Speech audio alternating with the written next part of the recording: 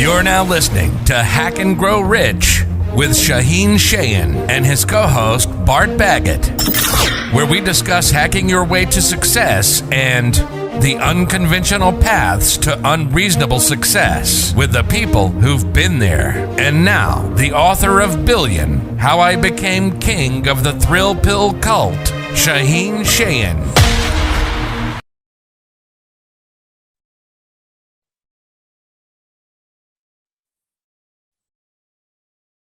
Okay, so it's going to record to the cloud and then it'll email it to you. Awesome. Perfect. Okay, so let's get started. Welcome back to Road of Abundance, guys. Today I have a special guest, Cheyene, and he's the owner of podcast Cola.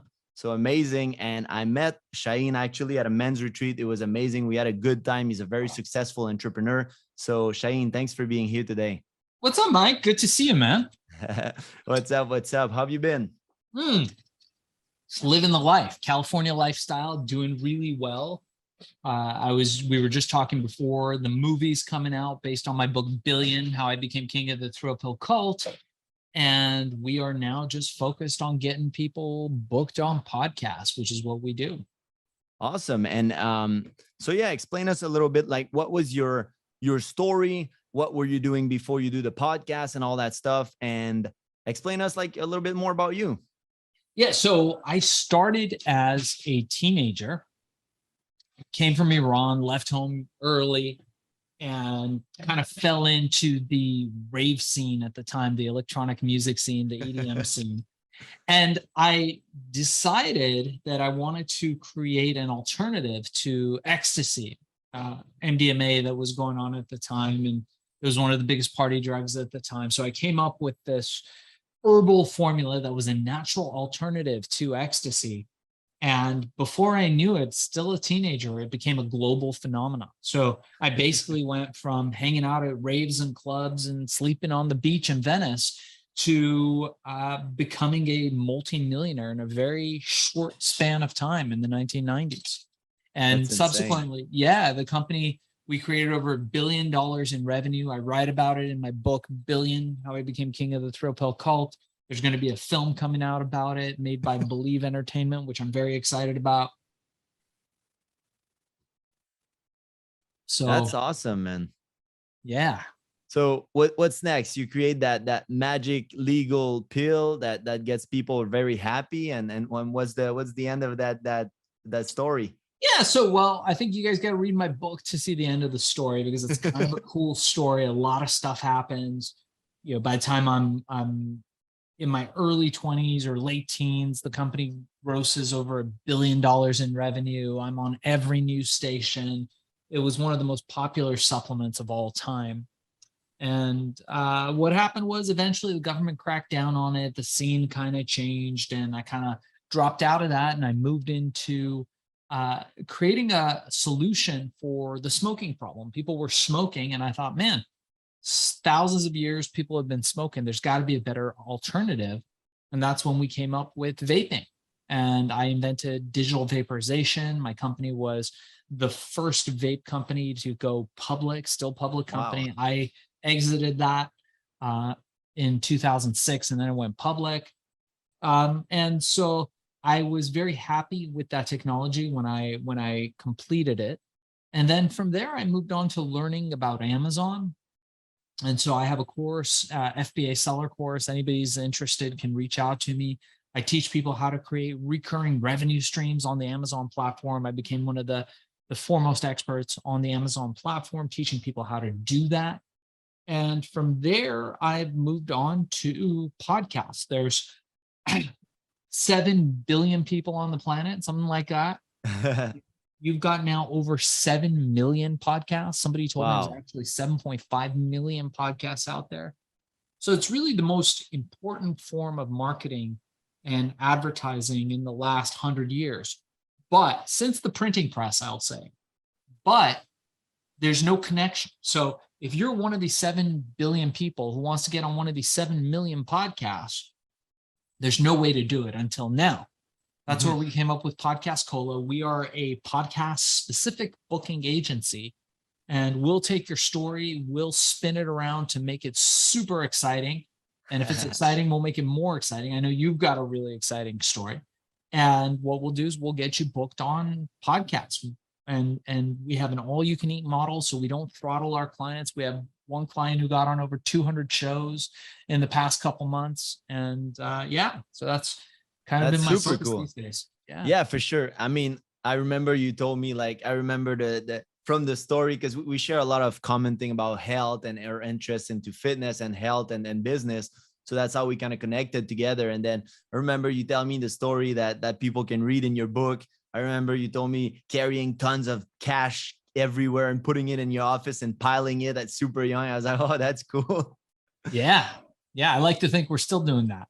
Yeah, exactly. All these digital now. Yeah. So so you did multiple business. Like, I didn't even know for the vape thing. That's a really cool company. I mean, you wanted to solve a problem. So that's kind of what I see, kind of a pattern, that you find something that has maybe a little problem in it, something to fix, and you find either save them time, make money and stuff like that. Amazon was like, and is probably still to this day, the biggest sphere for people to make money and all that stuff. I know a lot of people that are doing the FBA. So you were very early in the game, like doing that. And now you're early in the podcast game. You found a little something that was missing, because I know, like, when I'll be ready to go on podcasts, you have to reach out yourself. And then there's so many things that as an entrepreneur you can do, and you have to limit your time. So it's super cool that you went and found a niche and a problem, and then you're going to solve it for people.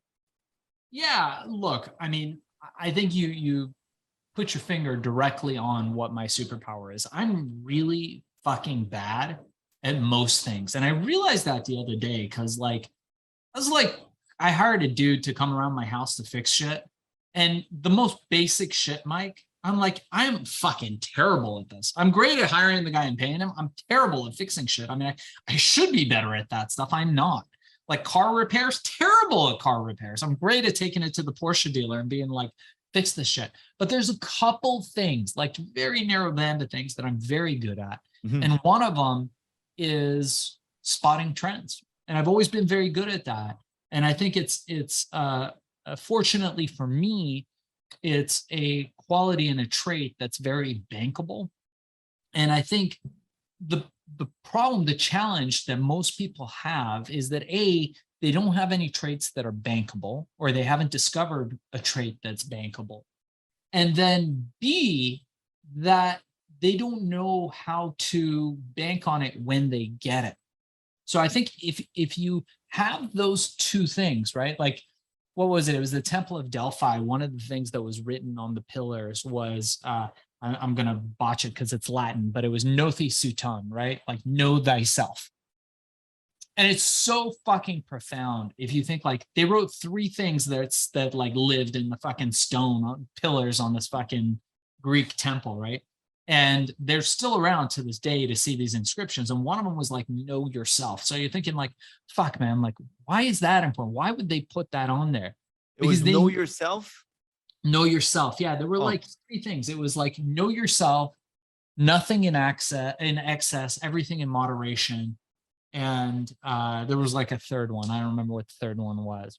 But like, know thyself is like, it's so important, because not only like most people think they know their strengths, mm-hmm. but most people don't really know what their weaknesses are, because they're too busy. Like, people around you aren't going to tell you that shit. People around you are going to be like, oh, you're great. You're fantastic. You're like, you show them your art. You're like, man, this is my art. Who's going to tell you your art is shit? Who's going to tell you that you're a fucking asshole, right? Who's going to tell you that your book sucks, that your music sucks? Nobody, because there's nothing in it for them, right? They just create an enemy.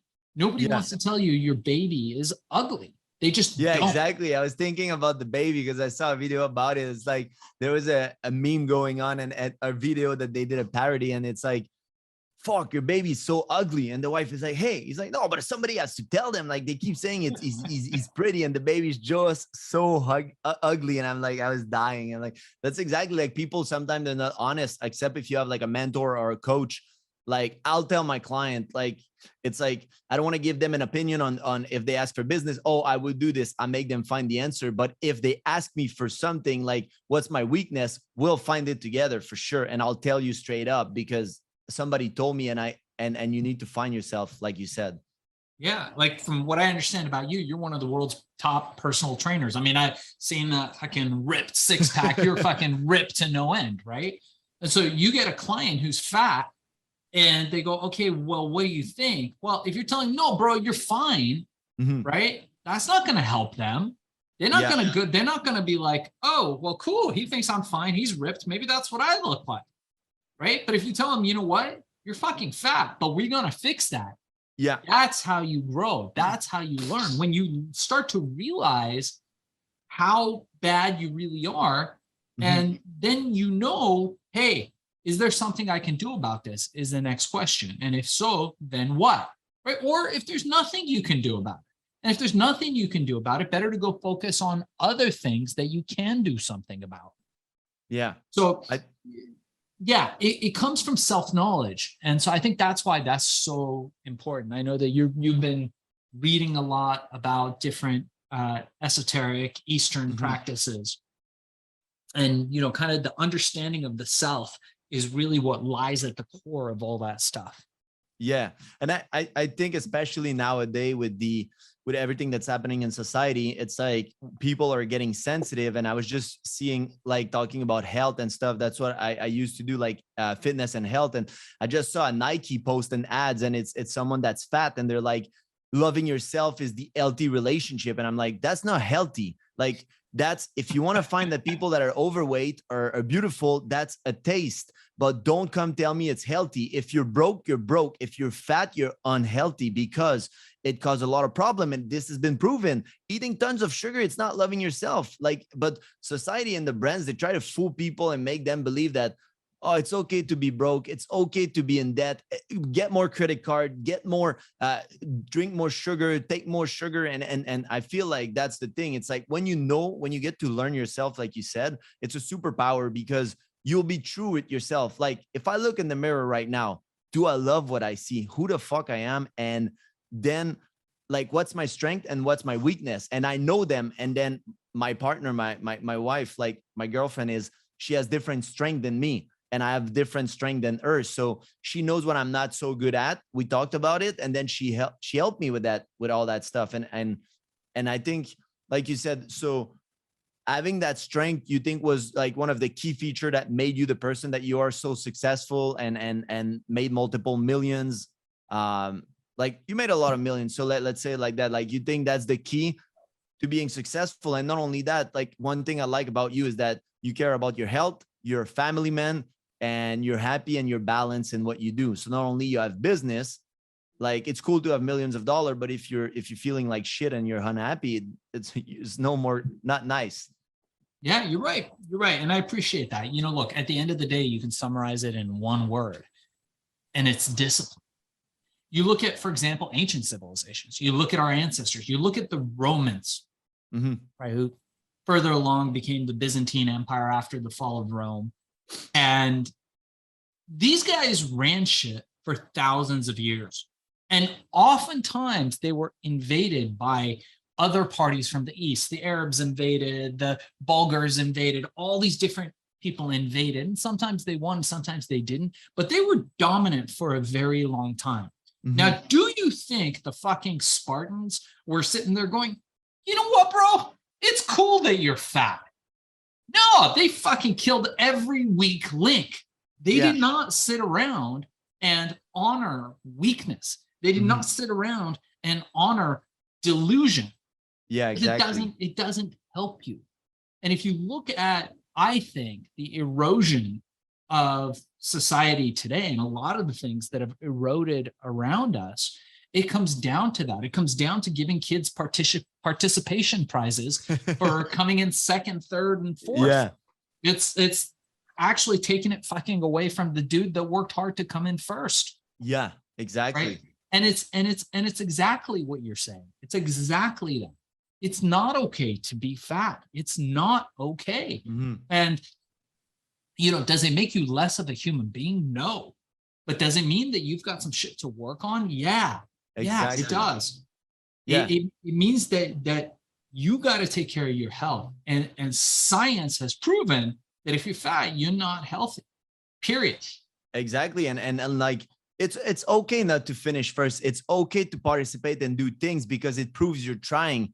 But the thing is, there's too much sensitivity around, oh, like you're not first, you're a loser. That's not that. It's just, it's okay to have a winner. It's okay to have someone that put more effort. And it just tells you that, hey, I need to try harder.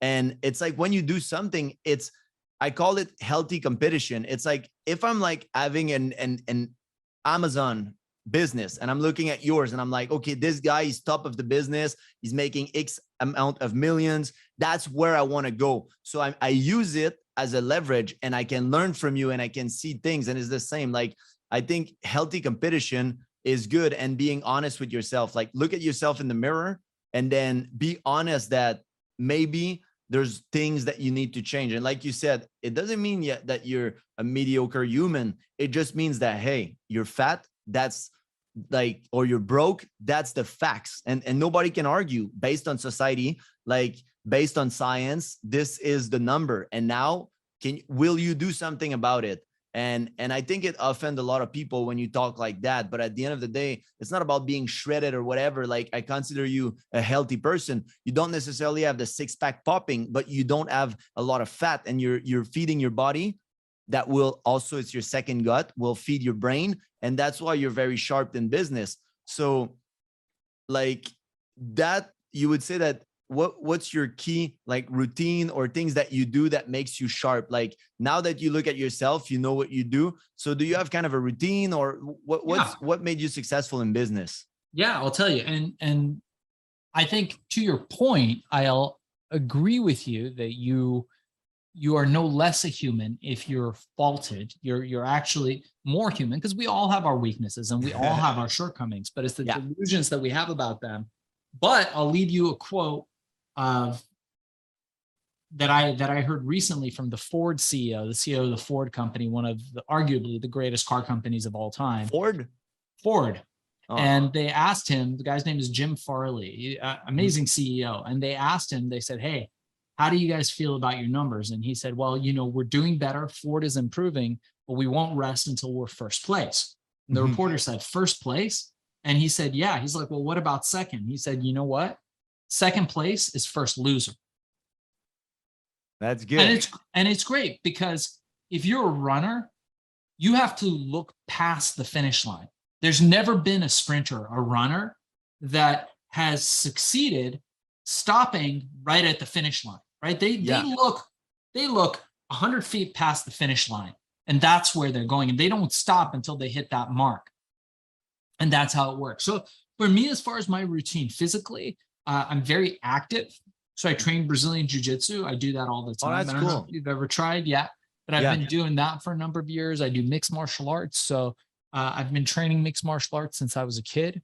But now I've gotten really into grappling because it's a very aggressive art. And I think it's great to have a level of aggression in your training to really release the testosterone, release the dopamine. It's really a fantastic thing to do. And then I do all the usual biohacking stuff. I have an ice bath here at the house. I do that. I do the cryotherapy. I do the red lights. I've got red lights right behind me. I do that. I do sauna every day. And then I swim every day too. Do you meditate? I do. I use a couple different things. So to meditate, I just meditate sometimes. I just sit down, shut the fuck up, and zone out for 20 minutes. I've been doing that since I was a kid. But which I originally got from martial arts, which is amazing. But I use this virtual reality app called Trip, which is fantastic. In 8 minutes, it gets you into a flow state. And it's cool. Kind of like when I don't have the full time, like an hour to sit down and meditate and get in the state. This gets you in the state like this. It's got pretty cool visuals. So yeah, anyone that's interested, I'm not affiliated with the company at all. But it's a great app on the Oculus called Trip. Have you ever tried it? No, I mean, I tried like Brain Tap, and I tried a few other things. Like I had one of the device that was like doing patterns of light, like very flashy, like kind of stroboscope. And that, I don't have the Oculus, so I guess I would need to try it with, like, get it and try it. Cool thing with Amazon, we can order, and then if we don't like it, we ship it back. But So yeah, man, I definitely try it because a lot of people complain that they're not good at meditation and they don't have time. So now there's no more excuses. And and I love the fact that you have all those modality. Like you're just like me in terms of I'm moving in a house. Now I'm going to have my cold bath because I used to do it with the water in the shower, very cold. In Canada and LA, that's working fine. In Miami, I would say it's like not really cold. So now I'm going to get the cold bath. I just spoke with someone. I'm going to have a red light therapy sauna. So it's going to do red light and sauna at the same time. Nice. So I feel like those are key element on top of your mindset. Well, because it will help your mindset and stuff. And you're coming from a background of MMA. It's like when I did MMA, boxing, jiu-jitsu, and jiu-jitsu, for me, it's a release. And the thing is, it's not pure aggression technically, because you have to be so smart of how you use your energy not to get exhausted on someone. And then they just lock you down in a position. So all those stuff kind of trained your mind and train your body and all. And I think that's that. For me, that's why I do the podcast. I want people to realize that making millions of dollars is not just being smart. You have all those things that you do that made you that kind of superhuman, the Cheyene upgraded version. And I'm sure you can confirm it that the more you do those things, the more successful you get. And not only the more successful, I use the word abundance because it's an abundance of happiness, of balance in your life, because you just told me like now you focus also on your daughter. So not only you're a successful serial entrepreneur. Oh, you're sorry, your son. Yeah, you said 8 years old, but I don't know why I thought it was a daughter, but yeah. So it's like you're a family man. You're focused. You're not only like you made your money, you still love to find like business and build them. But yeah, confirm me, like what was your stepping stone that and kind of like things that you can tell people that this, when I do this type of stuff, that quantum leap my success and my abundance. Yeah, I guess, look, I think there's no real shortcut to hard work. I tell people that all the time. Right? You've got people on Insta, on TikTok, trying to teach the, hey man, buy my course, do this thing, you know, you'll get a quick win. And look at the jacuzzi with the 50 half naked girls and the yacht and the Lambo, right? And then later you learn the Lambo's rented and the girls are from whatever, some website that gives you the girls, and it's all fake. Maybe that's what we should rent. A package with Lambo and girl. You want to be that nice guru online? We're going to rent you the girls and the Lambo and the house. Well, I think a guy like you gets that stuff for free anyway. But I think, you know, at the end of the day, what people have to realize is that you have to be willing to do whatever it takes in order to get what you want. Now, it doesn't mean you'll have to do whatever it takes. It just means that you have to be willing to do whatever it takes. And oftentimes that means being ready to fail, like having the mindset of, you know what, I'm going to do this until I fail. Yeah. Because it doesn't matter. Right. And then you do it, and oh shit, you fail. But then you pick yourself up and you do it again. And this time you do it differently. And maybe you fail less. Exactly. And you keep getting yourself, my jiu-jitsu coach talks about this a lot, is that we always so focused on winning, straight from losing to going to winning. And sometimes you just got to get yourself in a less shitty position. And you get yourself in a slightly less shitty position until finally you get in a good position where you can submit. And it's really like that, I think, in life, is that sometimes people are just starting out, or they're in a place where they don't have their foundations together. Yeah. And really, you got to get that foundation together, get yourself stable, and then go out there. And I teach people how to do this. I've got an Amazon course for anybody that's interested. You guys can reach out to me. My email is darkzess, DARKZESS @gmail.com. I've got a 2-hour course that teaches people how to do that. We'll give that to them for free. It's a $200 value. If you guys just mention Mike's show, use the code Mikey, and I'll give you the 1 hour. Forgive me, it's a 1-hour course. It's a $200 course, but we're going to give to everybody who's watching your show for free to see what they think. So yeah, just email me. Mikey will put my email out there on on his show notes, and we'll go from there.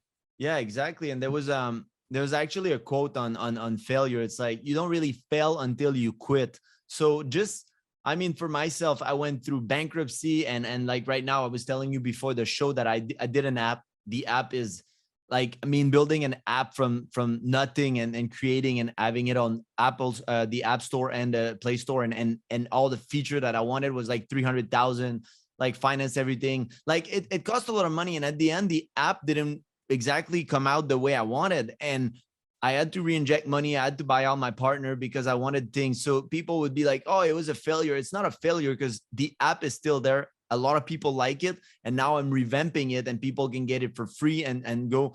And it's just, as long as you keep going and you like innovate and you just don't lose your, like you said, with the running, it's like, you don't lose where you're aiming. You're not losing. It's not because you fall while you're running that you're not going to make it through the line. So I feel like it's very interesting. It's all about like the mindset. Like myself, what I like to teach people, yes, it's like, it's cool, the work, and it's cool, like the 10x and the hustle. Me, I'm kind of anti-hustle culture in a sense that if you hustle just to be busy, that you're not having it. Like you need to upgrade yourself and your mindset and who you are and go with being productive. So I'm sure in a day of work for you, you do what has to be done to put you in the right mindset and in the right like thing that you're ready, and then you're busy. You're not just wasting your time and say that you're hustling towards something. Yeah, I mean, look, I think you have to be in the right place where you can create white space, and white space is the key. If you look at design, most people don't understand design. But when you look at good design, stuff that looks expensive, stuff that looks nice, it's not because there's a ton of shit on it. The reason why it looks nice is because maybe it's just a very elegant logo and a big white background or a big black background. Okay, why does that look good to us? Because we tend to gravitate towards simplicity and towards minimalism because there's less decision for us to make. Our attention isn't dispersed in a million places. Oh, look at that, and then that thing in the design or whatever. So if you want to have really good design, you keep it minimal, right? And similarly in your life, if you want to have a really good life, you simplify. And it's the same with whatever you do. Once you start reducing, you get to the point where you gain maximum efficiency because you're not wasting time. You're not wasting energy on things that don't matter. I know that you've had several businesses, and when we were talking before this, you're like, hey, I got rid of this other business because it wasn't resonating with who I am. Yeah. I got rid of this other business, even though I was cash flowing, was making good money because it didn't, really endorse, my path in life. And now I'm at a place where things seem a lot clearer. Things feel a lot clearer. And you're probably going to make 10 times more money just because you're doing something that's more aligned to who you are, but also you got rid of all this other noise that was taking up your time. Yeah, exactly. And like you said, when you get rid of some stuff, I think there was a misconception about millionaire, because a lot of people hear that millionaire have multiple stream of income, but a lot of the, if not all the millionaire I know, including myself, we became millionaire doing one thing, very good. And then once you have the money, then you can start investing. Then you have a money manager. Then you have this. Then you can start businesses. Like I started my app. I financed it myself. It's like, then you start to do things. And in business and with your minds, I know, like I saw a video recently and it's like, there was a hot girl, like, she's doing a position on TikTok, and then the video stopped and it's like, bro, you're getting distracted again. Now focus on your business. And it was just like, guys are chasing money, party, and all the things, and they forget to be themselves. And the more like of all the noise that you have, and if you have multiple businesses at the same time, you're not gonna make it. So clean your headspace, clean yourself, meditate, do the things that need to be done, and be that upgraded version of yourself. Like, how would a millionaire think? How would a Cheyene that were multi-million would start a brand new business? Probably very differently than someone that is chasing girls. You know what I mean? So it's very important for me to that, especially guys or girls chasing guys. It's like, there's a reason why if tomorrow I remove all your money, I'm sure that 1 year or 2 years from now, you'll be back on track with almost everything. Like the thing is, I did a video this week. It was like, it's not the first million that is important, it's the person you become doing the first million. Because once, that's why people like, a million is nothing. technically, once you did it, it's nothing because you understand the mindset and the human you become doing that money that you're like, that's the game. Now I'm in the game. Like, let's go. But the first thing I wanted to do when I was a kid, I mean, like 2019, whatever, I was like, fuck, I can't wait to have money and buy a Lambo. And then when I got money, I was like, fuck, why would I buy a Lambo right now? It's very unproductive. I have a nice SUV. It was my dream car. And I barely use it. So I was like, why would I buy a Lambo just to have it stacked there and show off to people? Like, I don't really care that people know that I make money. I don't really care that people know who, like, what I do. It's like, so I started changing when I got the money to actually buy what people are promoting, those guru that you see on social media and all that shit, like with the girls and stuff. I was like, fuck, the person I became through the journey, he doesn't want all that stuff. And same for you. It's like, you're doing your thing, focusing on your family, focusing on what matters. And then you're building amazing businesses. And your focus when you're on business is actually to find the good stuff and help people. So I think that's the key right there. And that's what I want people to understand. It's like, there's a reason why you are the person you are and the things that you did and your journey becoming that person. Yeah, exactly, man. I think that's a good place for us to wrap it up. I like that as a lead into the next time we do a show. Yeah, man, exactly. So what would you say, like, for people, if you can give them those two advice? Okay, first, what was your best investment in either time or money this year that you did and that people can do either with low income or higher income? And also, like, what is your best time management tool that you could give them, like, in order to be productive and not only busy? Okay. Best investment of all time is my kid. It's an ongoing investment. Best investment this year, as always, is real estate. I love cash flow positive real estate. I know you're in Florida. I love Florida. Florida is in a little bit of an insurance crisis right now, which is actually the bigger problem there, but they're going to work that out. But I'm a big fan of real estate. And what was the second question? So in order to be productive and not just busy, what is your best time management tool? Because you have a family, you have a lot of business, you have a lot of real estate. You do kind of a few things. Like, how are you productive and stay focused? Yeah, look, I think for me, I realized a long time ago that it's a fool's game to manage time. You can't manage time. It's impossible, right? We all have 24 hours. That's it. No matter how much you manage, you're still going to have 24 hours. Yeah. What you can manage, Mike, is your energy. That's the most important thing. To manage your energy means really becoming a master of your world. And to manage your energy, you have to know yourself. You have to know what hours you're most productive, what hours you're not. Like you were showing me, you read a ton of books. I'm sure there's times where you don't fucking feel like looking at a book because you're too fucking tired, right? Mm-hmm. So maybe after an incredible workout and you do your MMA and you do your workout and clients and, you know, the girlfriend and all that stuff, you don't feel like reading. And maybe when you wake up at 5 a.m. and you have a quick blast workout and you have a little coffee or whatever it is that you have, your tea, your matcha DNA tea, and you're sitting down and you're in a perfect place to read. So the trick is that the hack is, how do you manage those hours of optimal energy? Yeah, I love it. That's what I do. So I start with some me time and then I do business time. So I kind of split my day in half. So if I don't feel like reading, let's say I'm going to read either at night or something, but most of the time in the morning, I prioritize being in a clarity mindset when I'm ready for the business. So personally, myself, I don't set anything before a certain time because I don't want people to invade my mental space.